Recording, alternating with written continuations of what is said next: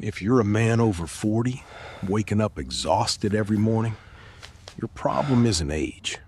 It's 4 quiet leaks wrecking your rest. Somewhere after 40, sleep stops being automatic. You don't just crash like you used to when you were 25. You kind of fade out. Then you wake up at 3:17 in the morning for no clear reason at all. You lie there in the dark, replaying some dead conversation from 2019. You check your phone, you stare at the ceiling, and by 7 in the morning, you feel more tired than you did when your head hit the pillow. It feels like your body forgot how to do the one basic thing it's been doing since birth. By the end of this video, you're going to understand the 4 specific leaks: screens, alcohol, stress, and chaotic bedtimes, and exactly how to fix them without spending $1 or turning your evening into a second job. Now, if you look online, everyone wants to sell you a cure. Cold plunges, wearables that track your REM cycles down to the millisecond, magnesium stacks that cost more than your weekly grocery bill, or some $400 sunrise alarm clock that claims it mimics the Serengeti at dawn. Look, this isn't that. We aren't doing science experiments here, and we aren't buying into wellness trends that get debunked by next Tuesday. We're talking straight about fixing the real stuff, quietly wrecking your rest. Most guys my age blame getting older. Your buddy Steve swears waking up wrecked is just what happens. Your dad says he hasn't slept well since 1987. Everyone treats bad sleep like a membership card you get handed at 45. What's really happening is sleep debt plus lifestyle creep. Later nights, just this once, that became every night. Screens right up until bed because that's the only time you finally have to yourself. Alcohol used to unwind because you feel like you earned it. Work stress that never shuts off because someone might email you about the Henderson account at 10 o'clock at night. When you were 25, your body just absorbed the abuse. It was resilient, forgiving, almost annoyingly good at bouncing back. But at 45, it sends invoices with interest. Your metabolism slows down. Your hormones shift. Your stress response gets hypersensitive, kind of like a car alarm that goes off when a dry leaf lands on the hood. That buffer zone that used to catch your bad habits is shrunk. And now every late night, every extra drink, every stressful day without recovery shows up in how you feel the next morning. I should probably admit something before I get too far into this. A few years back, I thought I could outsmart my own physiology. I was running myself ragged, taking on way too many jobs, working late into the evening, and drinking 2 stiff glasses of bourbon at midnight just to force my brain to turn off. One morning, I had to measure and cut a custom set of oak cabinets for a client. Expensive trim. I was so fogged up from 3 straight nights of waking up at 3 a.m. that my eyes couldn't focus on the ruler lines. I was moving through thick mud. I misread the tape measure by 3/4 of an inch. Cut right through a $600 slab of solid red oak. Clack. The sound of my own stupidity dropping onto the concrete floor. Ruined the material, pushed the install back 3 days, and cost me every cent of profit on that job. While the homeowner stood right there in the driveway, just staring at me. That was my wake-up call. I realized my margin for error had narrowed down to 0. I wasn't sharp. I was just operating on fumes and pretending it was grit. Responsibility requires a clear head, and you can't hustle your way out of a depleted nervous system. It's not that you're broken. It's that the margin for error has narrowed. What used to be background noise is now front and center, affecting your mood, your performance at work, your patience with your kids, your relationship with your partner. The good news is you don't need perfection. You need consistency and fewer self-inflicted hits. Small adjustments compound over time. A few deliberate changes maintained over weeks can restore the kind of sleep you haven't experienced in years. Not perfect sleep, because that doesn't exist. Just sleep that actually leaves you rested instead of feeling like you got hit by a truck. Now, let's talk about the first leak, timing your screens. You don't need to throw your phone into the ocean. You do need to stop blasting your brain with novelty and light right before bed. When you scroll before sleep, your brain receives endless micro hits of dopamine. Your nervous system stays activated. Your mind stays in hunting mode, scanning, reacting, anticipating the next thing.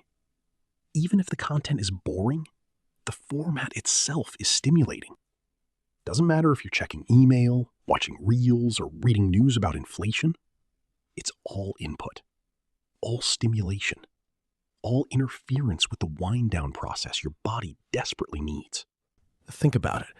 You wouldn't go for a run right before bed and expect to fall asleep easily.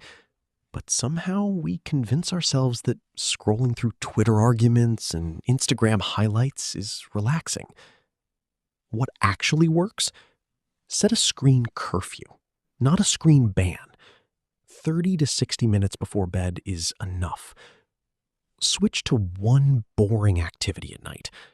Reading an actual book, stretching, prepping tomorrow's lunch.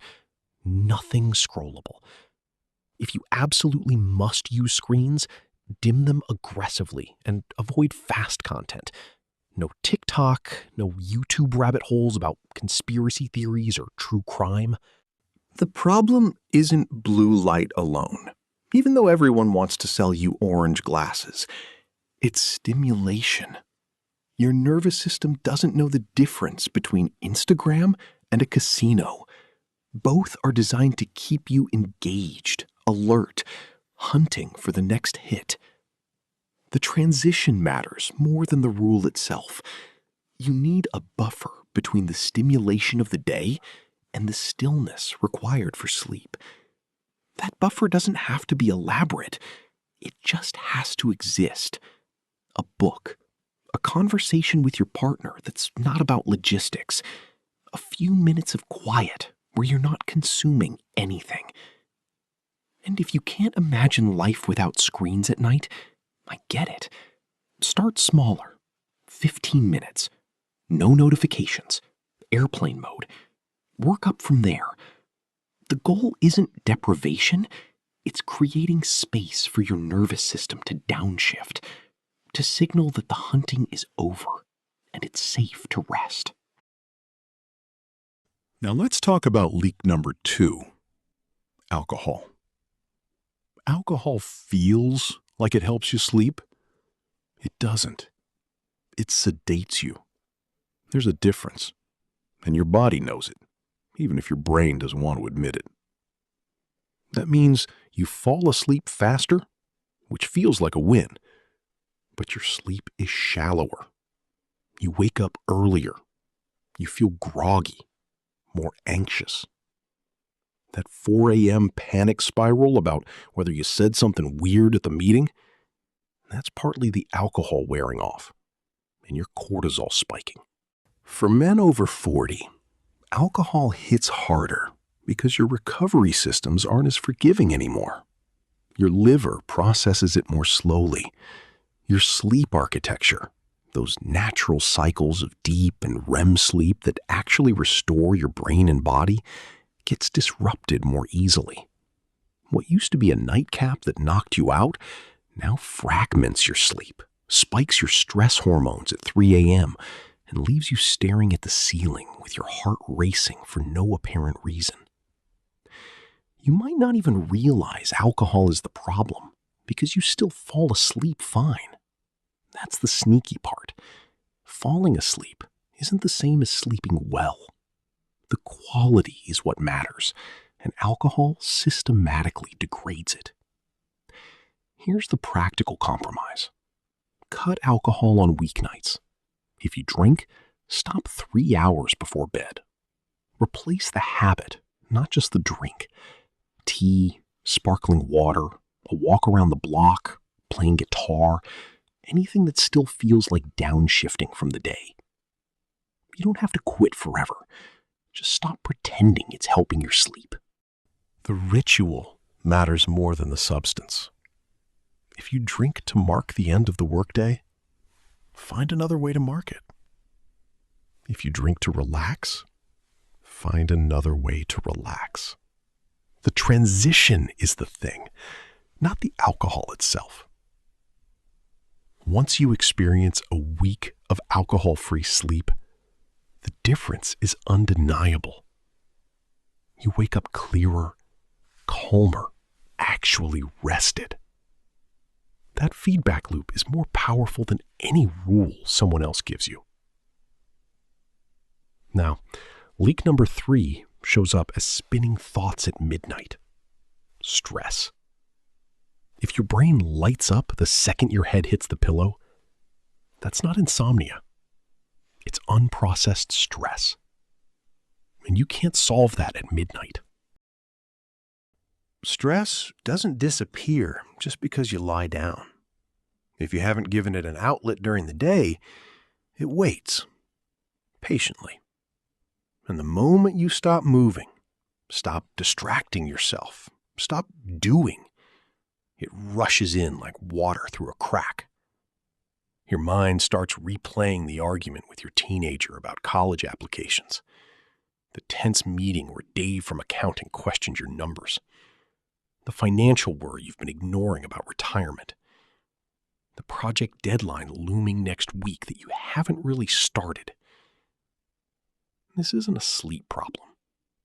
It's a stress management problem that shows up at night because that's the first quiet moment your brain has had all day. Simple fixes that actually work? Do a 5-minute brain dump before bed. Write everything spinning in your head. Every worry, every to-do, every random thought. Close the notebook. Put it somewhere you can't see it. The brain dump is surprisingly effective because it externalizes the loop. Once it's on paper, your brain stops treating it as an urgent task requiring constant rehearsal. You're not solving the problems. You're just acknowledging them and agreeing to deal with them tomorrow when you have actual cognitive capacity. Set a hard stop on work-related thinking. Same time every night. Even if it's imperfect, even if you didn't finish everything. The work will be there tomorrow, but your sleep won't magically catch up if you sacrifice it tonight. Get some form of daily physical discharge. Walking, lifting, stretching, anything. Stress needs an exit. Physical activity matters because stress is stored in the body, not just the mind. A hard workout, a long walk, even 10 minutes of deliberate stretching can discharge accumulated tension in ways that thinking never will. Your body needs to feel that the threat has passed, that you're safe, that rest is appropriate now. Your nervous system needs signals that the day is over. Without them, it stays on patrol all night, scanning for threats, replaying scenarios, preparing for battles that aren't coming. That brings us to leak number 4, self-inflicted jet lag from erratic bedtimes. Going to bed at 10 p.m. one night and 1 a.m. the next is like giving your body jet lag without the vacation. You don't need an early bedtime. You need a predictable one. Your circadian rhythm, that internal clock regulating sleep, hormones, digestion, and mood, thrives on consistency. When your bedtime bounces around, your body never knows when to produce melatonin, when to lower cortisol, when to prepare for rest. You end up fighting your own biology every single night. This is why you can sleep 8 hours on a chaotic schedule and still wake up exhausted. It's not the quantity. It's the misalignment between your schedule and your body's expectations. Aim for a consistent sleep window, not a perfect time. Something like 10:30 to 11:30 p.m. Wake up at roughly the same time daily, even on weekends. Let your body relearn when to shut down. Sleep quality improves when your body knows what's coming next. You don't have to be rigid about it. A 1-hour window is enough flexibility, but within that window, consistency beats everything else. Your body will start preparing for sleep automatically. Temperature dropping, melatonin rising, alertness fading, if you give it the same cues night after night. And yes, this includes weekends. I know. Sleeping until noon on Saturday feels earned, but it undoes the progress you made all week.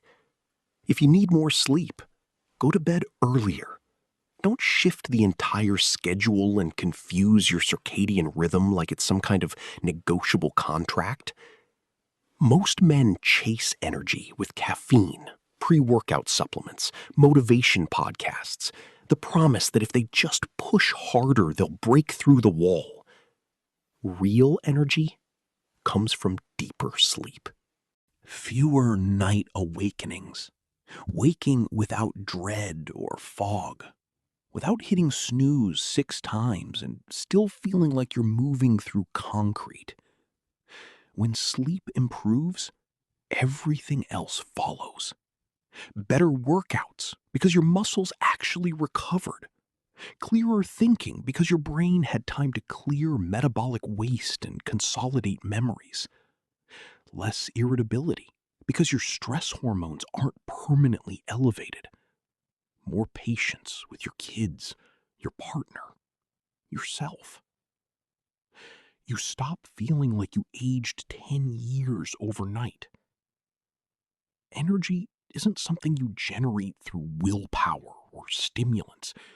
It's something you restore through rest. And when that restoration actually happens, when you sleep deeply enough to let your body do its repair work, you wake up feeling fundamentally different. Not just less tired. Actually good. That clarity, that ease, that sense of readiness for the day. It doesn't come from productivity hacks or morning routines. It comes from sleep that works. The goal isn't perfection, or tracking your sleep score, or competing with some imaginary version of yourself who does everything right. It's about not feeling exhausted by default. Pick 1 or 2 changes. Earlier screen cutoff. Fewer weeknight drinks. A consistent bedtime window. A nightly wind-down ritual that doesn't involve scrolling through your phone like you're mining for something important. Do that for 2 weeks. Not forever. Just long enough to remember what real rest feels like. Because at this stage of life, sleep isn't optional. It's foundational. Everything you want to do, be, accomplish, enjoy, it all requires energy. And energy requires rest. Real rest. Not just collapsing into bed after another 16-hour day and hoping for the best. When you finally treat sleep like it matters, everything else gets easier. Your workouts are better. Your mood is more stable. Your relationships improve because you're not running on fumes and irritation. You start feeling like yourself again, instead of some exhausted version you barely recognize. So try it. Pick 1 thing from this list. Give it 2 weeks. See what happens. You might be surprised how much changes when you stop fighting your own biology and start working with it instead. If this video helped you think about your rest differently, Subscribe for more content like this. I'll see you out there.